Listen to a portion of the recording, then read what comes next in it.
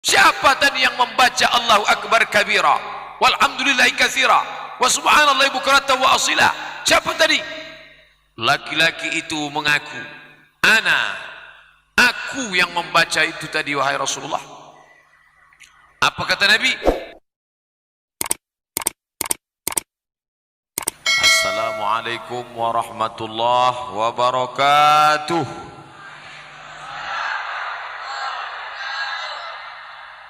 Alhamdulillahi rabbil alamin, wa bihi nasta'inu ala umurid dunya waddin, wassalatu wassalamu ala ashrafil khalqi ajma'in, sayyidina wa maulana Muhammadin wa ala alihi wa sahbihi wa man da'a bi da'watihi wastanna bi sunnatihi ila yaumi liqa'i rabbih wa ba'd. Hadirin hadirat, alim ulama, cerdik pandai, tokoh masyarakat, para tuan guru, tuan syekh, para khalifah mursyid mursyidin, anak-anakku para santri tahfizul Quran, tamu kita yang datang dari Sumatera Barat, dari Kabupaten Kampar, yang besar tak dihimbau gelar, yang kecil tak dapat disebut nama. InsyaAllah kita semua adalah hamba-hamba yang dimuliakan Allah Subhanahu wa ta'ala. Amin ya rabbal alamin. Biasa tradisi di Islamic Center Pasir Pangarayan Rokan Hulu ini, setiap hari Rabu ketiga kita ba'da Isya mengkaji hadis. Nanti malam kita datang lagi kemari untuk iktikaf sampailah sahur, kemudian ditutup dengan pengajian subuh. Adapun hadis yang akan kita kaji ini disebut dalam kitab Sahih Muslim. Kitab ini merupakan dasar yang kedua setelah Sahih Bukhari. Yang pertama Sahih Bukhari, setelah Sahih Bukhari Sahih Muslim, setelah Sahih Muslim Sunan Abi Daud, setelah Sunan Abi Daud Sunan Nasai, setelah Sunan Nasai Sunan Tirmidzi, setelah Sunan Tirmidzi Sunan Ibni Majah. Tidak ada hubungan dengan Sunan Bonang dan Sunan Gunung Jati. Karena makna sunan itu artinya sunnah. Kalau satu sunnah, kalau dua sunnatani, kalau tiga sunan. Kenapa disebut dengan Sunan Abi Daud? Imam Abu Daud yang menyusunnya. Kenapa disebut dengan sahih? Karena isinya di dalam sahih semua. Sahih Al-Bukhari disusun oleh ulama besar, namanya Muhammad ibnu Ismail ibnu Ibrahim ibnu Al-Mughirah ibnu Al-Bardizbah Al-Bukhari, meninggal tahun 256 Hijrah. Kitabnya disebut dengan Sahih Al-Bukhari karena isinya sahih semua. Jumlahnya 7.275 hadis. Kalau tak percaya hitunglah sendiri. Dia punya murid namanya Imam Muslim Ibnul Hajjaj Al-Qusairi An-Naisaburi, meninggal tahun 261 Hijrah. Dia juga menulis kitab namanya Sahih Muslim karena isinya di dalam sahih semua.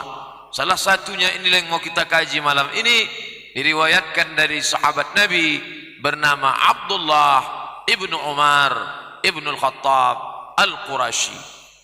Nama ayahnya Umar bin Khattab. Dialah khalifah yang kedua setelah meninggalnya Abu Bakar Siddiq radhiyallahu an. Abu Bakar jadi khalifah 2 tahun. Meninggal Abu Bakar, naiklah Umar ibn Khattab. Umar bin Khattab menjadi khalifah 5 tahun. Dia meninggal ditikam oleh seorang majusi bernama Abu Lu'lu'ah. Ditikamnya lah Umar ibn Khattab. Meninggal Umar ibn Khattab dalam keadaan seorang syahid. Meninggal menjadi syahid. Syahid artinya dipersaksikan. Mengapa dia dipersaksikan? Karena meninggalnya disaksikan oleh seluruh para malaikat. Syahid artinya menyaksikan. Kenapa dia disebut menyaksikan? Karena sebelum meninggal itu matanya sudah menyaksikan di mana tempat tinggal dia nanti di dalam surga. Itulah mengapa orang berlomba-lomba ingin menjadi syahid. Aish kariman au mut syahidan. Kalau hidup, hidup mulia. Kalau mati, mati syahid. Orang sekarang hidup tak mulia, mati konyol. Kita alhamdulillah Malam ini kita kalau mati, mati syahid. Dari mana Ustaz tahu? Nabi menjanjikan, man kharaja fi talabil ilmi, siapa yang keluar rumah untuk menuntut ilmu, fahuwa fi sabilillah, maka dia sama seperti orang yang berjihad fi sabilillah, hatta yarji'a, sampai dia pulang ke rumah. Maka yang paling besar jihadnya adalah anak-anak pondok tahfiz, karena 1 semester baru pulang ke rumah. Paling lama jihadnya. Adapun kita akan pulang. Dari yang semua ini, yang tak mendapat pahala jihad cuman satu. Siapa itu? Ustadz Abdul Somad. Karena dalam hadis itu disebut yang dapat pahala jihad yang datang menuntut ilmu. Makanya saya berniat dari rumah, tidak niat mengajar, tapi niat belajar. Berjumpa dengan tuan-tuan guru, berjumpa dengan para tuan kelipah mursyid-mursyidin. Bukan mengambil pelajaran dari buku, mengambil dari akhlaknya, mengambil dari budi pekertinya, mengambil dari kelembutannya, mengambil daripada tata krama sopan santunnya. Man salaka tariqan, siapa yang lewat suatu jalan, yaltamisu fihi ilman, dia mendapatkan ilmu di jalan itu, sahalallahu bihi tariqan ilal jannah, dimudahkan Allah baginya jalan ke surga. Belajar tidak terbatas ruang kelas, belajar tidak terbatas S1, S2, S3, belajar tidak terbatas pada siapa saja. Man kharaja, siapa yang keluar rumah, mendapatkan ilmu di luar rumah, melihat orang susah, belajar bagaimana orang susah sabar, menengok orang kaya, melihat bagaimana orang kaya bisa berinfak, berwakaf, bersedekah, menengok orang jahil, melihat belajar bagaimana orang jahil bisa hidup tanpa mengenal ilmu, melihat orang alim, maka mudah-mudahan dengan alimnya orang, menatap wajahnya, melihat baiknya, mengambil manfaat dari doanya, maka semua kita ini belajar. Orang yang angkuh, yang sombong, orang merasa dialah mengajar orang. Na'udzubillah, Abdul Somad tidaklah mengajar. Ada orang-orang alim di tengah kita. Abdul Somad hanya menyampaikan apa yang pernah dia baca, apa yang pernah dia dengar. Pernah dia dengar dari guru-gurunya dulu, maka malam ini dia sampaikan. Yang meriwayatkan hadis ini sahabat Nabi bernama Abdullah ibnu Umar ibnu Al-Khattab Al-Qushairi Al-Qurashi radhiyallahu anhuma. Bainama nahnu nusalli ma'a Rasulillah, ketika kami sedang salat beramai-ramai bersama Rasulullah sallallahu alaihi wasallam, kata Abdullah bin Umar, kami salat sama Nabi, salat berjamaah. Qala rajulun, tiba-tiba ada seorang laki-laki berkata dalam salatnya itu, Allahu Akbar. Apa kata dia? Allahu Akbar kabira, walhamdulillahi katsira, wa subhanallahi bukratan wa asila. Allahu Akbar kabira, Allah maha besar, tak ada yang lebih besar daripada dia. Walhamdulillahi katsira, segala puji bagi Allah, puja-pujian yang banyak. Wa subhanallahi bukratan wa asila, maha suci Allah bukratan di waktu pagi, wa asila menyambung pada siang malam terus tak berhenti. Bukratan wa asila. Semua mereka terdiam karena sedang dalam keadaan salat. Selesai salat, Nabi bertanya, Manil qail, siapa tadi yang membaca Allahu Akbar kabira, walhamdulillahi katsira, wa subhanallahi bukratan wa asila? Siapa tadi? Laki-laki itu mengaku, aku yang membaca itu tadi wahai Rasulullah. Apa kata Nabi? Ajibatu, ajib. Itu yang selalu dikatakan orang, ajib, menakjubkan, amazing, luar biasa. Ajib tu, aku kagum. Kenapa? Futihat abwabus sama, terbuka pintu-pintu langit, turun rahmat dan barakah gara-gara doa yang kau baca. Abdullah bin Umar bin Khattab yang ikut salat waktu itu mendengar ucapan Nabi. Apa kata dia? Ma taraktuhunna, sejak aku mendengar cakap Nabi itu, sejak aku mendengar doa itu, ma taraktuhunna, seumur hidup aku tak pernah meninggalkan Allahu Akbar kabira, walhamdulillahi katsira, wa subhanallahi bukratan wa asila. Itulah yang kita baca tadi. Itu dari Nabi, tapi bukan ajaran Nabi. Nabi tak mengajarkannya, Nabi tidak membuatnya, Nabi tidak menuliskannya. Jibril tidak menurunkan wahyu mengajarkan Allahu Akbar kabira, walhamdulillahi katsira, wa subhanallahi bukratan wa asila. tapi itu doa yang dibuat sahabat Nabi. Maka terbantahlah ucapan orang yang mengatakan kalau tidak dibuat Nabi bid'ah, kalau tidak dibuat Nabi neraka. Ini perbuatan tidak pernah dibuat Nabi, tidak pernah disuruh Nabi, tidak pernah diajarkan Nabi. Kenapa Nabi memuji? Kalau dipakai kaedah tadi, asal tidak dibuat Nabi neraka, tentu selesai solat Nabi bertanya, siapa tadi yang membaca Allahu Akbar kabira? Aku ya Rasulullah. Ku tengok pintu neraka sudah terbuka untukmu, karena kau pandai-pandai membuat-buat doa yang tak kuajarkan. Ini dalil bahwa perbuatan baik selama tak bertentangan dengan Al-Quran, tak bertentangan dengan sunnah, segala doa-doa tak bertentangan dengan Quran, tak bertentangan dengan sunnah, maka itu tidak dilarang dalam Islam. Nabi membenarkan. Apa salahnya? Maknanya baik. Allahu Akbar kabira, Allah maha besar, tak ada yang lebih besar daripada dia. Walhamdulillahi katsira, segala puji milik dia, puja-pujian hanya untuk dia. Wa subhanallahi bukratan wa asila, maha puji dia pagi, petang, siang dan malam, tak ada yang salah.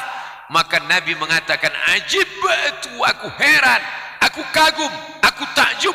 Kenapa?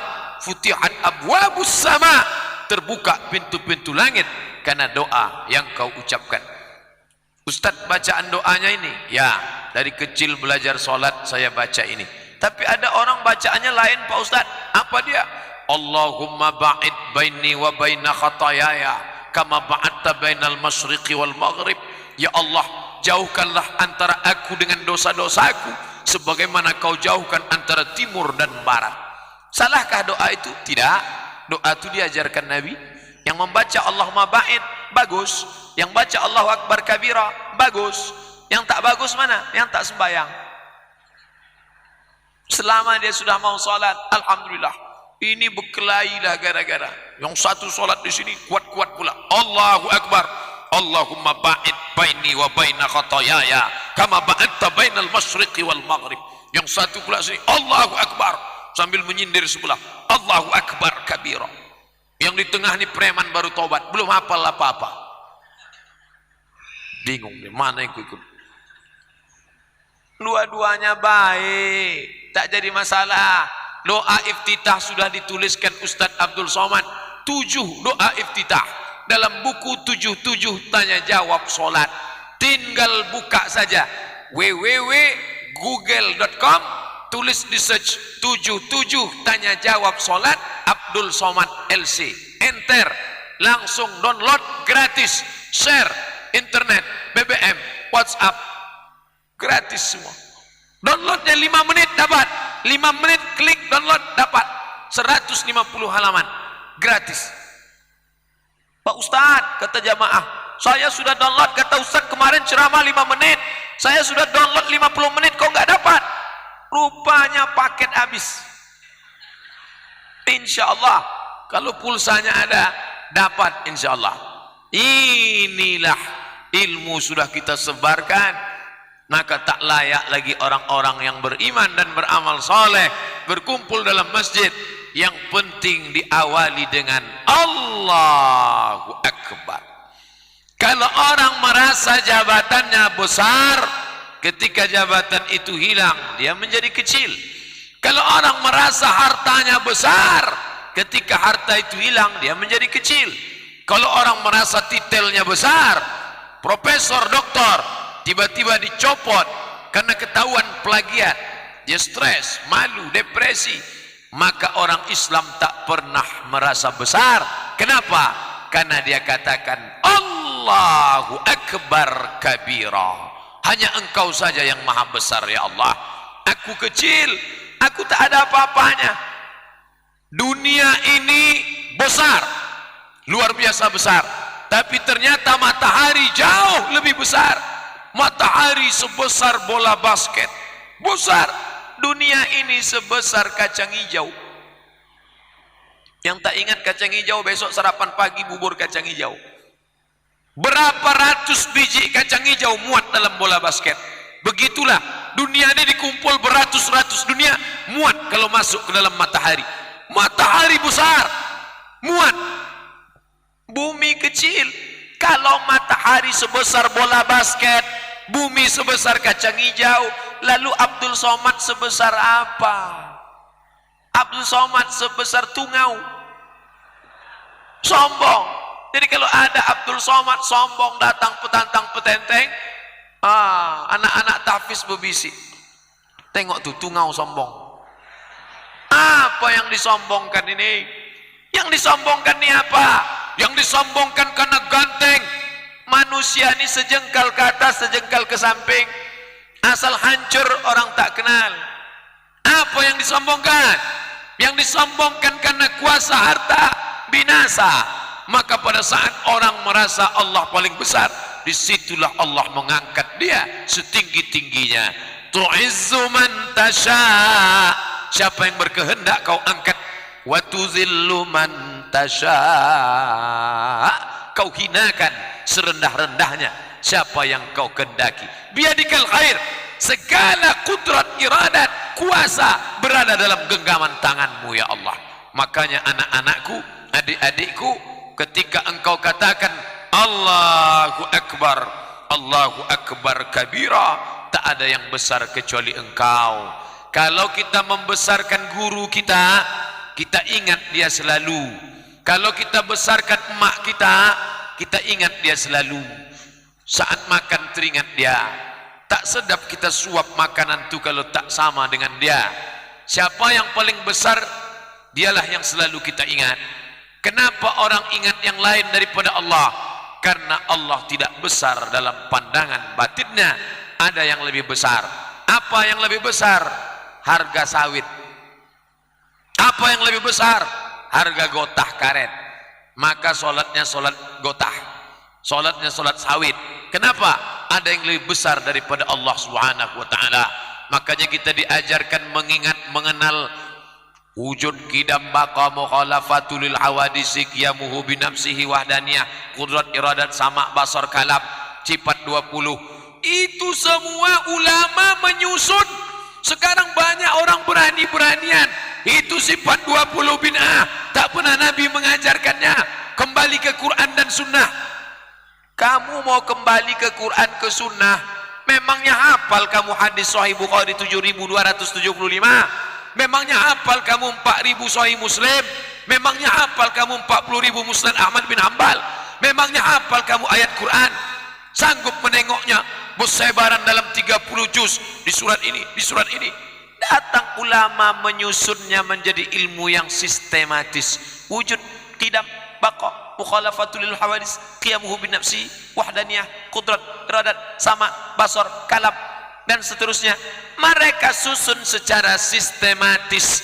Kalau tak sanggup membuat macam yang mereka buat, jangan mengejek. Mari kembali ke Quran dan Sunnah. Betul kamu kembali ke Quran ya? Tengok nih saya balik ke Quran. Begitu dibuka Quran terjemahan Depak, rupanya tak juga balik langsung ke Quran, kembali ke terjemahan Al-Quran. Yang menerjemahnya siapa? Kementerian Departemen Agama. Siapa yang menerjemah? Timnya siapa? Ulama. Lalu apa maknanya? Kembali ke Al-Quran melalui terjemahan ulama. Makanya Nabi meninggalkan 3. Mana ada 3? Kan dalam hadis itu 2 Pak Ustaz. Hadis riwayat Muwatta Malik sama Mustadrak Al-Hakim. Taraktu fikum amraini, kutinggalkan pada kamu 2 perkara. Intamasaktum bihima, kalau kamu pegang yang 2, lan tadillu abada, kamu tak akan sesat selamanya. Kitab Allah Al-Quran, wa sunnati, hadis. Ini yang sedang kita kaji. Peganglah Al-Quran dan Sunnah. Tapi kita tak jumpa dengan Nabi, kita tak menengok Nabi, kita tak melihat solat Nabi. Maka Nabi ditengok oleh sahabat, sahabat ditengok oleh tabi'in, tabi'in ditengok tabi'in, tabi'in ditengok oleh tabi'in, sampailah ke kita sekarang. Maka kalau ada orang mengatakan mari kembali ke Quran, tidak perlu ikut ulama, otomatis cara membaca Qurannya pun tak betul. Kalau tak percaya, ada mu'alaf masuk Islam, kasih dia Quran, nih coba baca macam mana dia membaca Al-Quran. Tak bisa, mesti berguru. Maka datang ke Imam Masjid Islamic Center Pasir Pangarayan.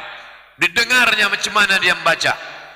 Kaf ha ya ain sad. Mana ada huruf dal di situ? Kenapa qalqalah di ujung? Coba ulang lagi Pak Imam. Kaf ha ya ain sad. Mana ada huruf dal di situ? Bacaannya di situ kan kahaya aso. Inilah bukti orang tak bisa belajar kalau tak berguru. Karena Nabi itu mendengar suara. Jibril mendengar, didengar oleh Nabi, didengar oleh sahabat, didengar oleh tabi'in, didengar tabi'in, sampailah ke guru mengaji kita sekarang.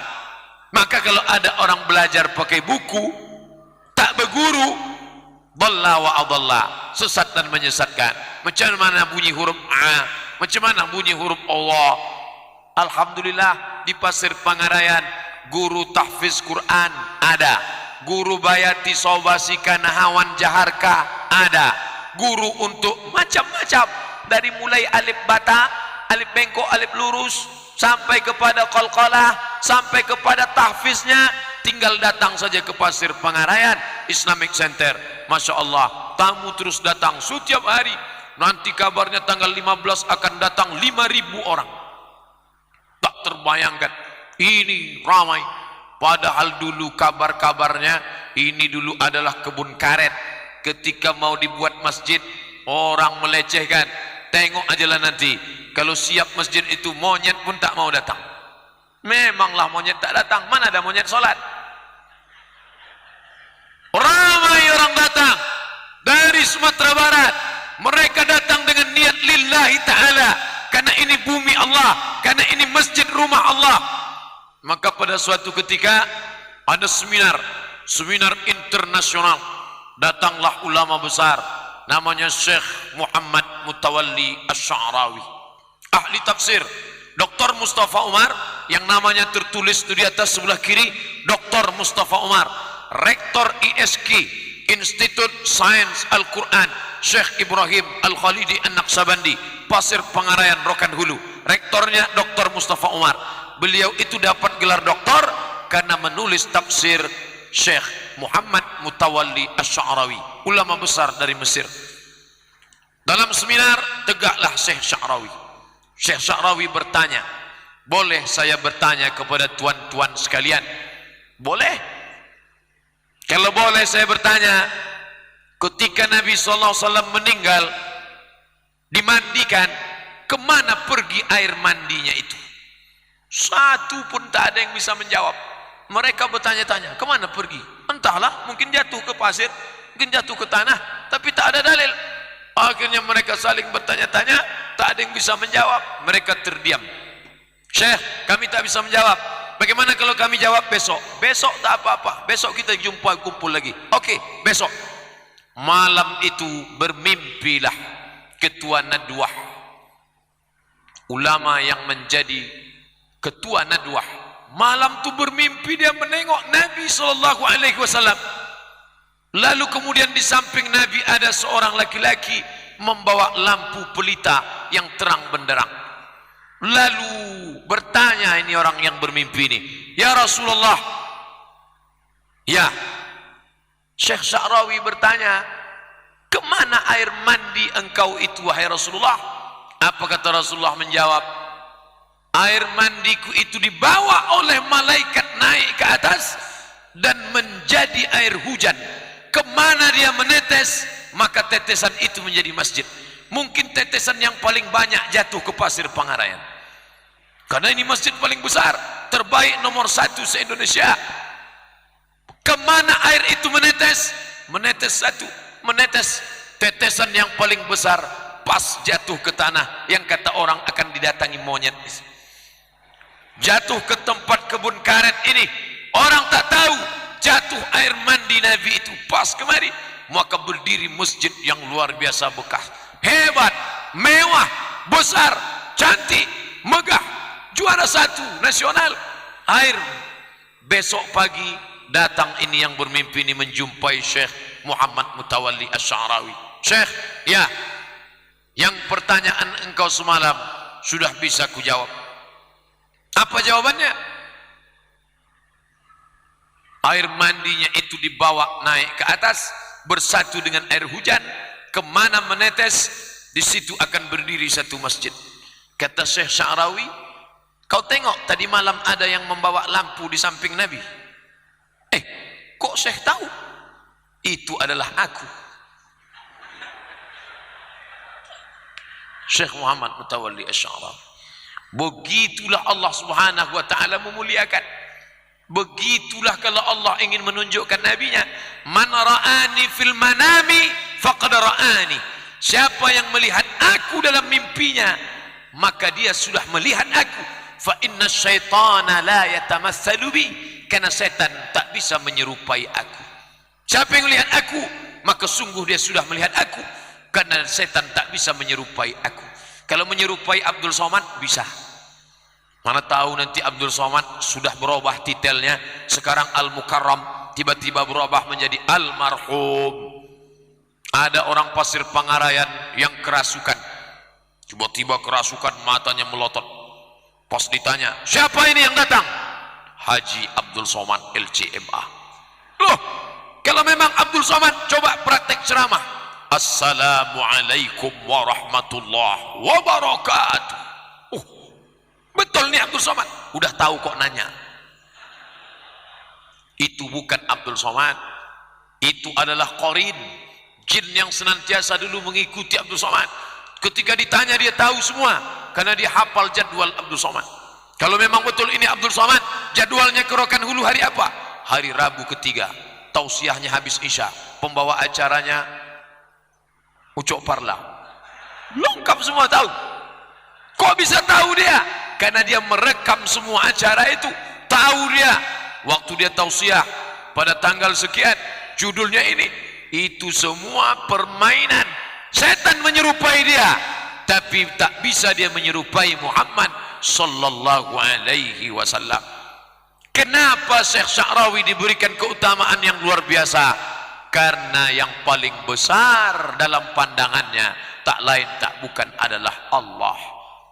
Allahu Akbar. Ketika kau merasa dirimu rendah, ketika kau merasa dirimu hina, disitulah Allah mengangkat derajatmu ke tempat yang tinggi. Maka datang seorang mulhid. Mulhid ini ateis, tak bertuhan, menjumpai Imam Abu Hanifah, Imam Hanafi. Hei Imam Hanafi, ya, saya tak percaya sama Tuhan.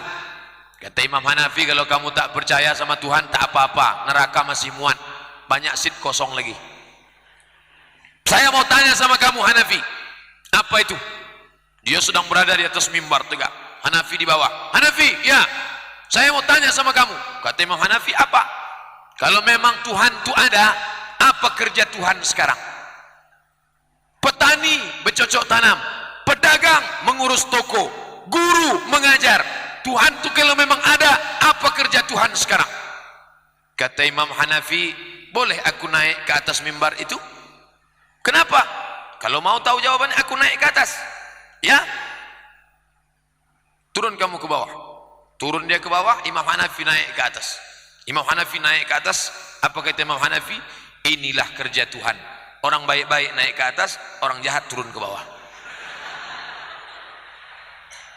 Dari mana dia dapat jawaban itu? Dari Al-Quran. Kenapa bisa tertangkapnya? Allah menurunkan ilham. Ayatnya mana? Tu'izzu man tasha' wa tuzillu man tasha'. Biadikal khair, dalam genggaman kudrat iradatmu ya Allah. Sulitkah bagi Allah Ta'ala? Tak ada yang sulit.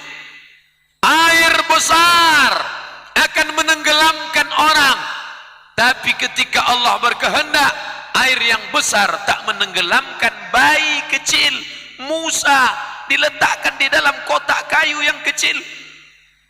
Fa in khifti alaihi, kalau kau takut anakmu dipotong Fir'aun, fa alqihi fil yammi, hanyutkan dia ke sungai Nil, sungai terpanjang di dunia, dari mulai Mediterania masuk ke Mesir, masuk ke Sudan, sampai ke lembah Victoria di pertengahan benua Afrika.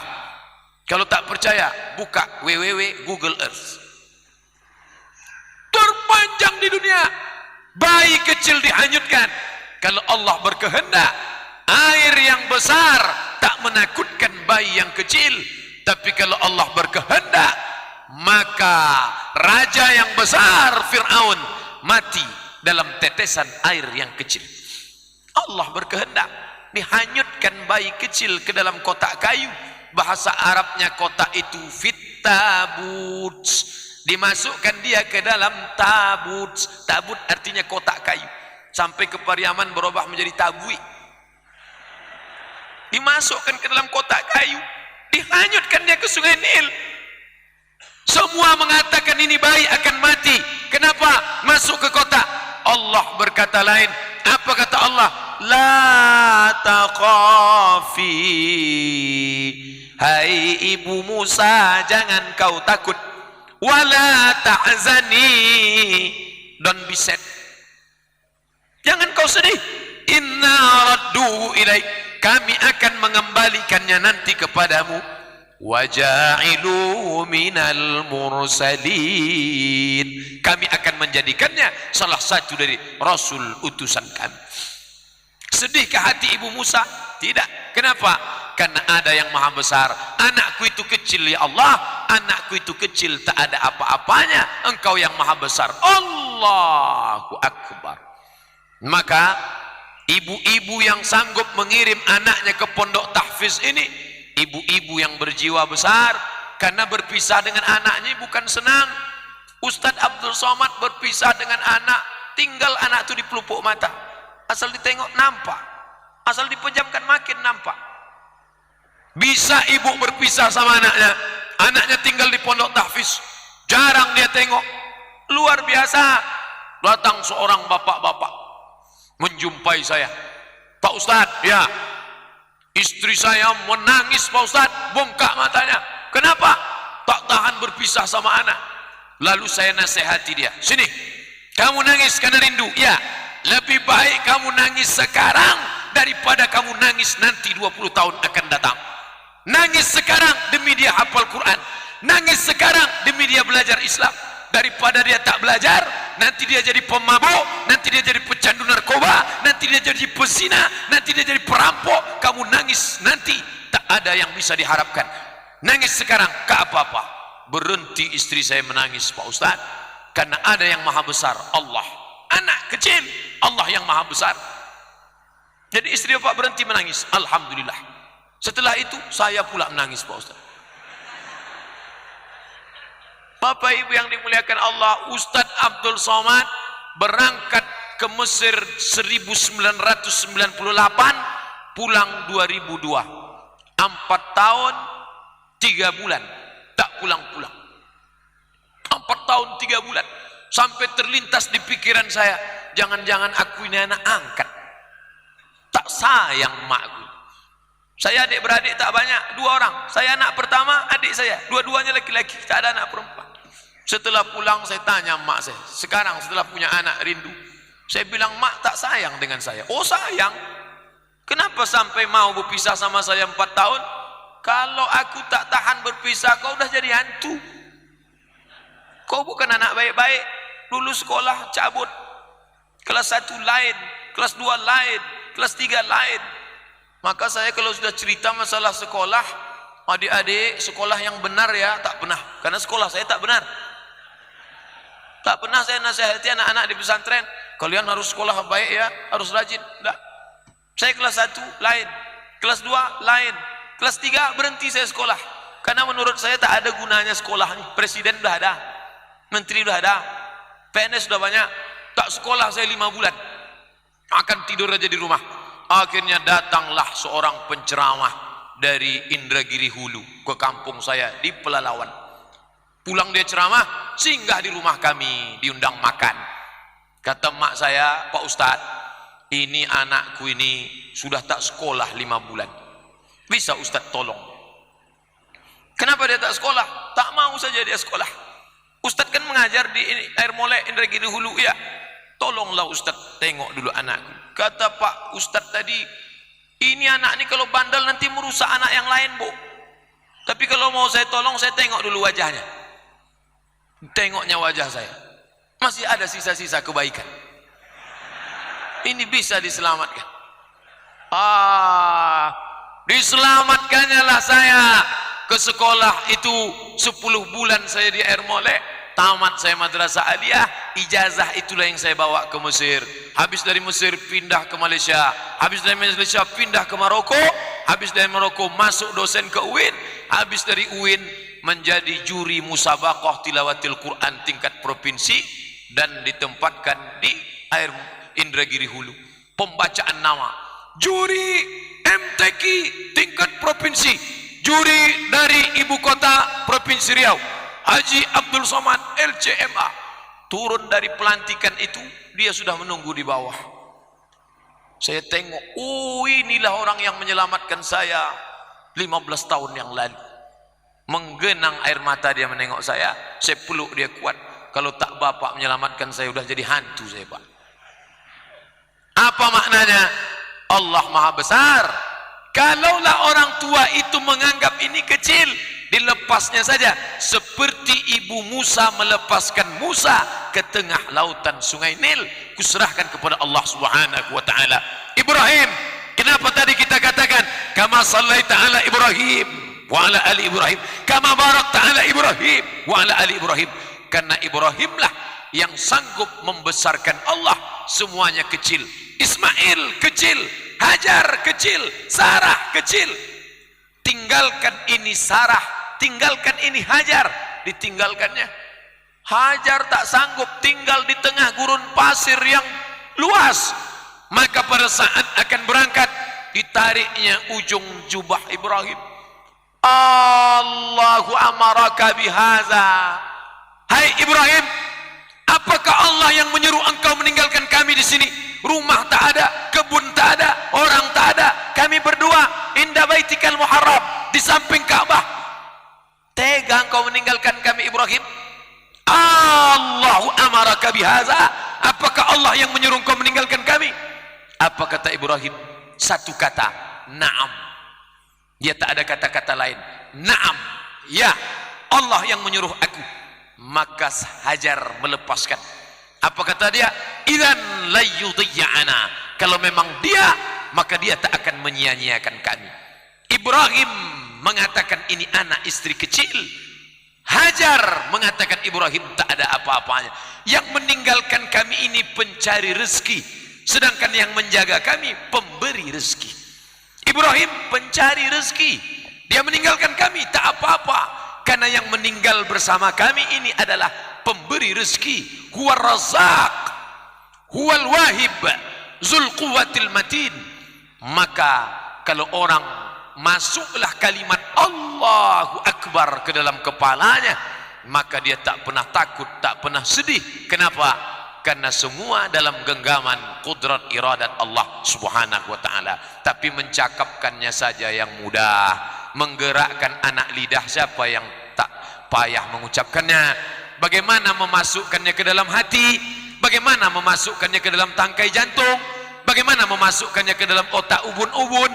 Pergilah ke tuan-tuan guru, pergilah bertanya kepada tuan-tuan Syekh Khalifah, supaya hati lekat dengan zikir. Membesarkan Allah mengalahkan harta, membesarkan Allah mengalahkan kuasa, membesarkan Allah mengalahkan anak istri. Barulah sesuai mulut dengan hati. Allahu Akbar. Idza dhaqat 'alaika dunya, kalau sempit terasa dunia, Allahu Akbar. Kalau orang mengatakan mulutnya Allahu Akbar, hatinya tak Allahu Akbar, maka muncul kekacauan-kekacauan. Tangannya bukan main, mulutnya bukan main. Allahu Akbar. Salat apa nih? Salat subuh. Jam berapa? 6.30. Ini contoh mulut Allahu Akbar, perbuatan tak Allahu Akbar. Allahu Akbar. Apalagi kalau yang berbuat begini anak pesantren. Wah, selama di pondok kemarin tersiksa, bangun mesti pagi, dibangunkan digedor ke masjid. Inilah masanya balas dendam. Dibantai pas libur semester, tidur sampai jam 8 pagi. Jam 8 baru bangun sholat subuh. Emaknya mengintip dari balik korden. Nampak anak sholat subuh. Ditanya sama kawannya, gimana anak kamu yang sudah dari pondok tahfiz itu? Alhamdulillah, dulu anak saya itu sekedar sholat subuh. Sekarang solat duhanya pakai kunut. Jam 8, Allahumma hdina fi man hadait wa afina fi man afait. Disangka maknya salat duha pakai kunut. Rupanya subuh jam 8. Allahu Akbar, engkau maha besar ya Allah. Besar apa? Salat subuh jam 8. Mana siapa yang tidur walaysa fi walam yusalli, tak salat subuh, balas syaitanu fi udhuni, kencing setan di telinganya. Bapak Ibu yang dimuliakan Allah, iblis keluar dari sorga bukan karena menyembah berhala. Iblis keluar dari sorga bukan karena mempersekutukan Allah. Iblis tak pernah menyembah Lata Uzza. Iblis tak pernah menyembah Yesus Kristus. Iblis tak pernah menyembah Siddhartha Gautama. Iblis keluar dari sorga kenapa? Sombong, merasa diri besar. Malakaan, kenapa engkau tak mau sujud kepada Adam ketika aku perintahkan? Apa kata dia? Ana khairum minhu, I am better than him. Aku lebih baik daripada dia.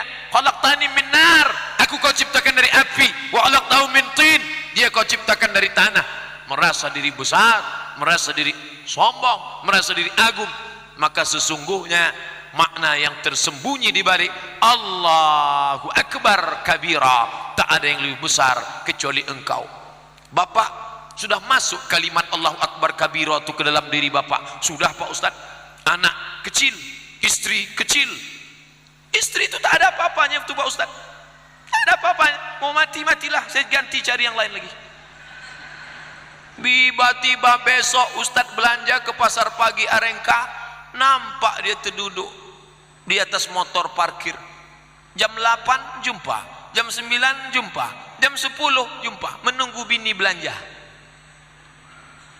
Terduduklah di situ, buka HP, menggaruk kepala. Rupanya anggota ISTI, Ikatan Suami Takut Bini. Khotib 20 menit khutbah, mulai dia mengamuk-ngamuk. Apa nih khotib ini lama betul. Bini belanja 2 jam, tahan dia terduduk di situ.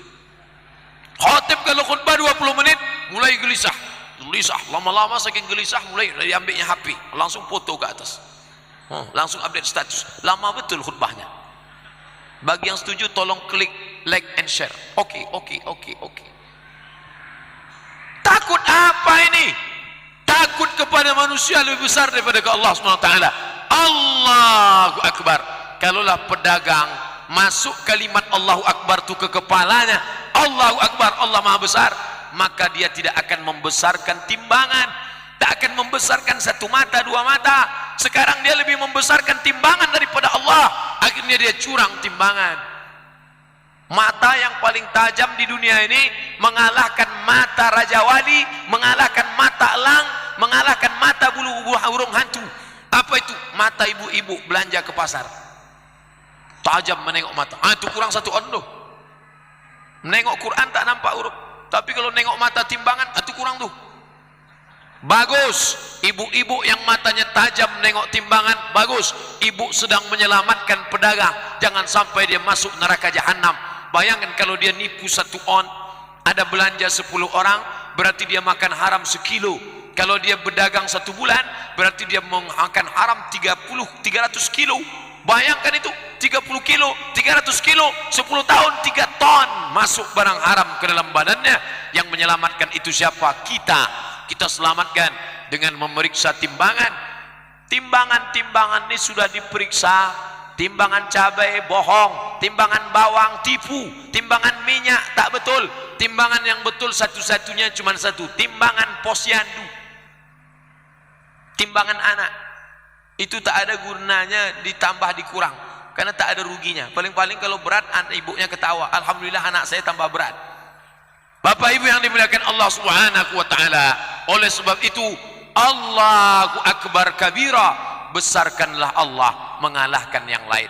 Kalau kita besarkan yang lain, maka kita akan kecewa ketika dia mengecil dan kita tak punya kesan apa-apa. Allahu Akbar kabira walhamdulillahi katsira. Pujian hanya milik Allah saja. Makanya kalau ada puja-puji, kata Nabi, fahsu fi wujuhihim turab, fahsu ala wujuhim turab, siapkan pasir, letakkan di kantong. Kalau ada orang muji-muji, lemparkan pasir itu ke wajahnya. Muji yang terlampau-lampau, jangan mau disanjung-sanjung. Engkau digelar manusia agung, sadar diri tahu diuntung, jasad terbujur keranda diusung. Kita ini hanya setumpuk daging busuk yang akan menjadi santapan cacing tanah. Abdul Somad hanya 50 kilo daging busuk. Saya berat 50 kilo, itu pun kain sarung sama jaket udah ikut sudah. Abdul Somad hanya 50 kilo calon daging busuk. Saya ikut timbang di rumah sakit. Ustadz timbang.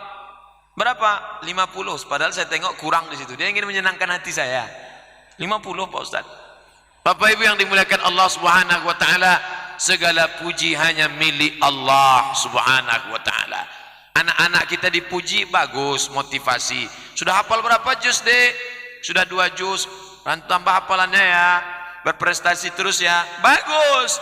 Tapi terlampau hiperbola, melebihkan yang tidak-tidak. Ini semua adalah kerja setan. Maka segala puji milik Allah. Allahu akbar kabira walhamdulillahi katsira. Yang ketiga, wa subhanallahi bukratan wa asila. Itulah yang disebut dalam Al-Quran, wasabbihuhu bukratan wa asila. Bertasbihlah engkau mengagungkan Allah pagi dan petang. Yang dimaksud tasbih pagi petang itu apa? Tasbih pagi solat subuh, subhana rabbiyal azim wa bihamdi, subhana rabbiyal azim wa bihamdi, subhana rabbiyal azim wa bihamdi, subhana rabbiyal a'la wa bihamdi. Wa asila, pada waktu petang bertasbih pada solat maghrib, solat asar. Itu tasbih yang di dalam solat. Yang di luar solat, kita tengok tuan-tuan guru kita memetik tasbih, subhanallah, subhanallah, subhanallah, subhanallah, subhanallah, subhanallah bukratan wa asila. Maaf cakap, adik-adikku yang perempuan, makcik-makcik yang perempuan, Allah tak adil Pak Ustaz. Suami kami bisa baca Quran, suami kami bisa iktikaf, suami kami bisa solat sunat, suami kami bisa tawaf, kami sedang maaf cakap haid, tak bisa. Apa amal kami? Subhanallahi bukratan wa asila, subhanallah wa bihamdihi, subhanallahil azim, subhanallah wa bihamdihi, subhanallahil azim. Bertasbih pagi dan petang. Beli tasbih yang 100, ujungnya ada 10, lewat 1, 100, 200, 300, 10 kali 1000, subhanallah 1000, alhamdulillah 1000, Allahu akbar 1000, istighfar 1000, salawat 1000, tahlil 1000, la ilaha illallah, tahmid, takbir, tasbih. Mana dalil Pak Ustaz? Mana dalilnya hadis? Tasbih 1000, tahmid 1000, takbir 1000. Abu Hurairah radhiyallahu an, kalau dia mau tidur malam, dia bertasbih 1000 kali. Subhanallah, subhanallah, subhanallah, subhanallah. Sebelum tidur malam, ambil air wudu. Dulu orang-orang tua yang tak mengaji menasihati anaknya, "Lo, Cok, Yuang, mau tidur ya? Ya, jangan lupa cuci kaki, makan obat cacing." Ini orang tak belajar agama. Kalau dia belajar agama, wuduk dulu sebelum tidur nak, supaya kau suci, tak diganggu jin setan. Berwuduk, selesai berwuduk, solat sunat. Mau solat sunat wuduk, bagus. Usolli sunnatal wuduk rakaataini lillahi ta'ala. Mau solat sunat hajat, biar supaya hafalannya mudah, biar supaya besok lulus sekolah, yang sudah sekolah lulus kuliah, yang sudah kuliah lulus kerja, yang sudah kerja bisa nikah, yang udah nikah bisa nikah lagi. Mana tahu istrinya meninggal. Maka ini semua solat sunat hajat. Usolli sunnatal hajat rakaataini lillahi ta'ala. Solat witir sebelum tidur, bagus. Abu Hurairah witirnya sebelum tidur. Abu Bakar witirnya sebelum tidur. Umar ibn Khattab witirnya tengah malam. Nabi bertanya kepada Abu Bakar, Ya Abu Bakrin, hai Abu Bakar, mata tutiru, kau witirnya kapan? Kata Abu Bakar, ba'dal atamah, habis sholat isya saya langsung witir, nanti malam tinggal tahajud saja. Sedangkan Umar ibnul Khattab enggak, dia habis isya tidur, nanti malam dia tahajud baru dia witir. Maka pilihannya dua. Anak-anakku, bapak-bapak, khususnya anak santri kita, mau tidur malam, sekarang wuduknya ada, alhamdulillah. Mana tahu wuduknya batal, jangan mau wuduk tahan lama, nahan kentut. Maaf cakap, kalau wuduknya batal, wuduk lagi air banyak. Ini kadang orang malas wuduk sampai tahan kentut, biru mukanya nahan kentut. Oleh sebab itu ini wuduk bagus. Makanya tuan-tuan kelipah, mursyid-mursyidin menganjurkan jamaah selama bersuluk wuduk tak boleh putus, wuduknya terus. Apa yang diinginkan selama proses pelatihan itu? Senantiasa pakai pakaian putih-putih, mati sebelum mati, melekatkan zikir ke dalam hati, melekatkan pikiran mengagungkan Allah, supaya senantiasa wuduknya tak putus. Ketika wuduk tak putus, disitulah turun rahmat dan barakah. Datang malaikat mendoakan, Allahumma firlahu, Allahumma arhamhu, Allahumma firlahu, Allahumma arhamhu. Turunkan ampunanmu kepada dia, turunkan rahmatmu kepada dia. Senantiasa dalam wudhu. Bagaimana Allah membedakan? Ini umat Musa, ini umat Isa, ini umat Nabi Nuh, ini umat. Bagaimana Nabi bisa membedakan umat Muhammad sallallahu alaihi wasallam dibandingkan dengan umat yang lain?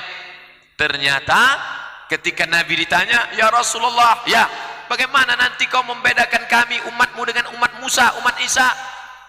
Ghurril muhajjalin, kami melihat bekas-bekas air wudhu.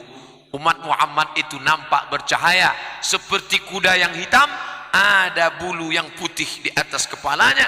Begitu kita mengenali, itu kuda saya karena ada bulu putih di kepalanya. Umat Muhammad itu bercahaya wajahnya, bercahaya tangannya, bercahaya kepalanya, bercahaya telinganya, bercahaya kakinya. Mana yang paling kuat cahayanya, itulah yang orang paling lama mempertahankan wuduknya. Tajdidul wudhu, kalau wuduknya batal dia ulang lagi. Apalagi setelah wudhu dia solat sunat wudhu. Itu yang diajarkan tuan-tuan guru kita. Bangun malam, solat sunat wudhu, solat sunat taubat, solat sunat hajat, solat sunat tahajud, solat sunat witir. Bagi yang tak pernah bangun malam, malam ini, selama ini sibuk Pak Ustadz, pulangnya jam 1, jam 2, sibuk Pak Ustadz, capek tak bangun. Malam ini sengaja bangun, nanti kita akan kemari, kita akan datang, nanti akan dibimbing oleh imam kita qori. Beliau akan baca Quran, lalu kita akan renungkan maknanya dalam tadabbur ayat. Setelah itu kita akan berzikir bersama. Selesai itu kita akan tahajud. Selesai itu kita akan muhasabah. Hasibu anfusakum, hitung-hitung dirimu qabla an tuhasabu, sebelum kau dihitung Allah. Wazinuha, timbang-timbang amalmu qabla an tuzanu, sebelum kau ditimbang oleh Allah. Inilah kesempatan luar biasa. Di masjid-masjid lain tak ada orang peduli, di masjid ini peduli. Sebulan sekali diadakan i'tikaf, dihadirkan para ustaz. Kita tinggal datang saja. Saudara kita datang dari jauh, dari Sumatera Barat, dari Kabupaten Kampar, dari Bukit Tinggi, itu semua dari Payakumbuh, datang semua melimpah ruah. Yang melangkahkan kaki mereka itu siapa? Ketika hati sudah lunak, ketika hati sudah lembut, yang didatangi ini tanah Allah, yang didatangi ini bumi Allah, yang menyambut di sini saudara-saudara, hamba-hamba Allah Subhanahu wa taala. Itu adalah buah dari ketakutan kepada Allah. Allahu akbar kabira, walhamdulillahi katsira, wa subhanallah bukratan wa asila. Pagi, petang, siang dan malam hanya bertasbih mengagungkan Allah Subhanahu wa taala. Pak Ustaz, saya sudah bertasbih 1000, bagus. Apa lagi? Tambah lagi. Apa lagi? Tambah lagi. Ini ada yang bilang katanya berbuat 1000 ini bid'ah nih. Nabi tak pernah ngajarkan. Abu Hurairah sebelum tidur malam bertasbih 1000. Imam Yahya ibnu Ma'in, buka dalam kitab Syiar A'lam Nubala. Imam Yahya bin Ma'in, kalau dia masuk ke rumahnya di waktu malam, pulang sholat isya, masuk ke rumahnya, dia baca ayat kursi sittina marrah 60 kali. Ayat kursi 60 kali dibacanya di rumahnya. Ulama besar ahli hadis, Allahu la ilaha illa huwal hayyul qayyum la ta'khudhuhu sinatun wa la nawm lahu ma fis samawati wa ma fil ard man dhal ladzi yashfa'u 'indahu illa bi idhnihi ya'lamu ma baina aydihim wa ma khalfahum wa la yuhituna bi syai'in min 'ilmihi illa bima syaa wasi'a kursiyyuhu samawati wal ard wa la ya'uduhu hifdhuhuma wa huwal 'aliyyul 'azim. 60 kali dia baca. Tiba-tiba ada tuan guru mengajarkan, ini nanti baca 7 kali. Oh, tak boleh ini. Yahya bin Ma'in membaca 60 kali. 50, 60. Apa maknanya? Amal banyak bagus, tapi jangan dipasarkan. Maksud saya jangan dipasarkan. Ini bertasbih pakai, sekarang anak-anak muda tak lagi pakai tasbih, gengsi, malu. Pakai alat, sudah ada tasbih digital macam cincin, pasang di tangan. Subhanallah, subhanallah, subhanallah, subhanallah. 100, subhanallah, subhanallah, subhanallah. 1000. Begitu sudah 1000 langsung dipoto. Alhamdulillah sudah 1000 malam ini. Bagaimana dengan kamu? Jangan rusak dia. Kalau diposting ngajak orang berzikir boleh. Sudahkah anda berzikir? Boleh. Marilah kita berzikir, boleh. Ayo kita berzikir, boleh. Tapi ketika mengatakan saya sudah berzikir 1000, kamu sudah berapa? Khawatir dia datang merusak hati kita. Alladzi waswisu fi sudurin nas minal jinnati wan nas. Bapak Ibu yang dimuliakan Allah Subhanahu wa taala, itulah kaji kita pada malam hari ini. Tadi dimulai pukul 8, sekarang pukul 9 lewat 8. Lebih kurang 1 jam Ustaz Abdul Somad menyampaikan. Apa yang disampaikan Ustaz Abdul Somad tadi? Hadis riwayat Abdullah bin Umar, disebutkan dalam kitab Sahih Muslim. Ada seorang sahabat Nabi membaca Allahu Akbar kabira walhamdulillahi katsira wa subhanallahi bukrata wa asila. Lalu kemudian Nabi mengatakan, ajibtu, aku kagum, futihat abwabus sama, terbuka pintu-pintu langit, rahmat dan barakah turun. Lalu Abdullah bin Umar mengatakan, ma taraktuhunna, sejak aku mendengar aku tak pernah meninggalkan bacaan itu. Bapak Ibu dari kecil sudah membaca ini, anak-anak kita pun sudah menghafal ini, maka yang sudah membacanya dengan mengkaji ini makin istiqomah. Yang diinginkan supaya ada perenungan, karena banyak juga orang saking sudah lama sholat sampai tak ingat lagi entah kapan dia baca. Begitu sholat selesai, apa yang kau baca tadi? Entah, aku pun tak ingat. Entah iftitahnya apa, entah fatihahnya apa, entah ayatnya apa. Kenapa begitu? 120 km per detik. Kalah Valentino Rossi. Oleh sebab itu mulai ada perenungan. Allahu Akbar kabira walhamdulillahi katsira wa subhanallahi bukratan wa asila. Itulah yang dapat saya sampaikan. Banyak tutur kata cakap menyinggung perasaan, saya mohon maaf, hamba Allah yang dhaif. Pada tuan-tuan guru, pada khalifah mursyid-mursyidin, para pemimpin kita, alim ulama, mudah-mudahan bisa menjadi amal soleh. Subhanakallahumma wa bihamdika asyhadu an la ilaha illa anta astaghfiruka wa atubu ilaik. Wa sallallahu ala sayyidina wa maulana Muhammad wa ala alihi wa sahbihi wasallam. Walhamdulillahirabbil alamin. Wassalamualaikum warahmatullahi wabarakatuh.